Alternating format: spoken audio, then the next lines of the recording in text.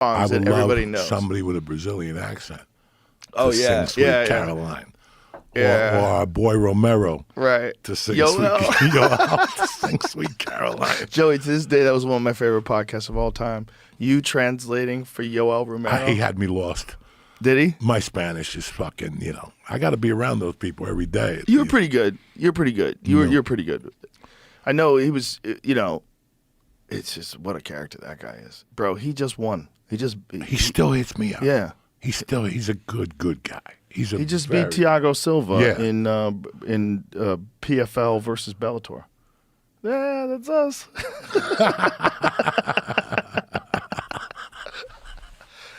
I love you. He's the best, man. That guy. Imagine what would have happened if that guy got into MMA at 22. He didn't even get to the UFC till he was in his late 30s. That guy would have killed everybody. What is he now? He's 46, 47. Yeah, he just beat Thiago Silva.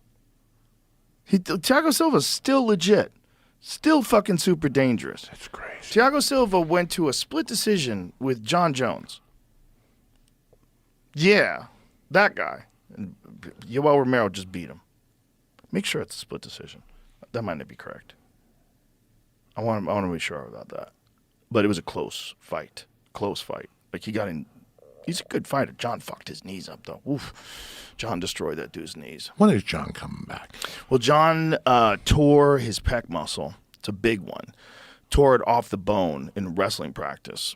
You could actually see it in the video. He shoots, and they're in the scramble, and he just screams and falls back and grabs his chest. Split decision, yeah. So on one judge's scorecard, Thiago Silva beat the greatest fighter of all time.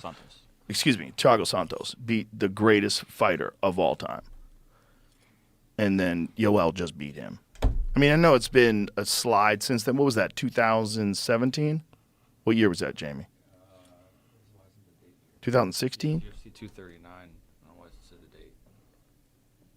It doesn't say the date on Wikipedia? I'm looking at the main page. There's all sorts of stats, but not the date of the fight. That's interesting. It does here. 2019. 19. Okay. So that's not that long ago, man. 5 years ago. Yoel is, I think he's at least 46. He turns 47 at the end of April. He looks fucking great. He moves fucking great. He looks great. He doesn't look slow. He doesn't look old. He's still America's top team? That's a good question. I don't know who's Because he always comes up with these Cuban scientists that come over from Cuba and stuff. Someone's doing something right. They just popped one of the UFC guys. My God. Walt Harris 10 got years. 4 years. 4 years. 4 years. And he's 40. So that's essentially a career ender, But when you're 40, dude, and you're fighting and you're training every day, you're doing 2-a-days and 3-a-days, like, bro, your testosterone gets beat down. Your system gets beat down. You're putting a tax on your system that's very hard to deal with at that age. Really? Oh, yeah. It's a big difference.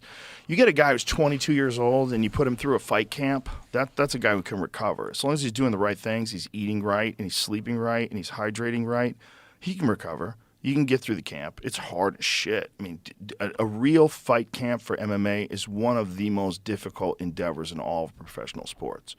You have to fight 5 rounds, 25 minutes of actual fighting in a championship level fight. And you're getting kicked and punched and wrestled and you're getting taken down. You're trying to get back up. The exertion level is so insane. When you watch like Chito versus Sugar Sean, at the end of that fight, even though Sugar Sean put on a clinic, he put on a clinic. At the end of that show, he was beat the fuck up. He walked out of there with a foot cast, an arm cast. He's limping through the hallway. And he won. And then Chito's just busted up, man. His whole face is busted up. Those guys are exhausted. They went through hell. And it took them 12 weeks to get into kind of peak physical condition just to be able to do that. It's a crazy way to make a living, man. And you're depending on all these things that break so easy. all this stuff. This is how you're going to use this to make your living and feed your family. You have a wife and kids, and you're going to depend on your tissue and your bones to stay in place while you're smashing people in the face, and you're getting smashed, and you're getting your arm barred, and you're getting your leg ripped. All this shit is happening to you. Your neck's getting tweaked. Your back falls down. You're tweaking your lower back. Your hamstring's fucked. Your hip hurts now, and you're fighting hurt. You're going to fight. They all fight hurt. They all fight hurt. They all fight hurt. You know, it's like you said, 12 weeks and shit happens. Yeah, Shit anything can happens in 12 happen. And weeks. you know, you got to figure out a way to make it into the cage.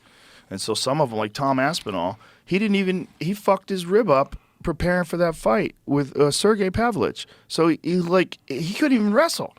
He's fighting this gigantic, terrifying Russian who knocks everybody into the dark dimensions, and he can't even wrestle. He can't do the one thing that you would think he needs to do to that guy. Pavlovich fucks everybody up. Fucked Derek Lewis up standing. He fucked a lot of people up. Tai Tuivasa. He's fucking people up, beating them up standing. He's a dangerous cat. He's giant. He's giant. And Aspinall couldn't even, but he had to take that chance, and it worked out for him. But then look, Islam Makhachev, when he had the rematch with Volkanovski, he's preparing for Charles Oliveira. Charles Oliveira gets cut. Makhachev steps in, or Alexander steps in with fucking 11 days notice. And he rematches with a guy who's gone through a full camp. It's crazy. That doesn't happen in boxing, ever. If Tyson Fury gets cut 10 days before he's supposed to fight Anthony Joshua, they don't just call Usyk up and go, "What are you doing in 10 days?" That never happens, ever. Especially at a championship level, not just championship level, but the two guys who are widely considered to be the very best pound-for-pound fighters in the world. Number one and number two up until the Ilya Topuria fight. Number one and number two in most people's eyes up until the second Makhachev fight. Before that fight, it was Volkanovski there was the debate whether it was Makhachev or Volkanovski was number one. And so Makhachev knocks him out with a head kick. He's only had 10 days to prepare. He doesn't look the same. He gets rocked. He gets beat up in that fight. And then he goes and fights Topuria and he gets knocked out. So the whole world that you live in, you go from being the best pound-for-pound fighter on earth, the fucking man, to just months later, you're not even the best in your division anymore. The best guy in your division just knocked you unconscious, and now he has your belt, and he's 10 years younger than you.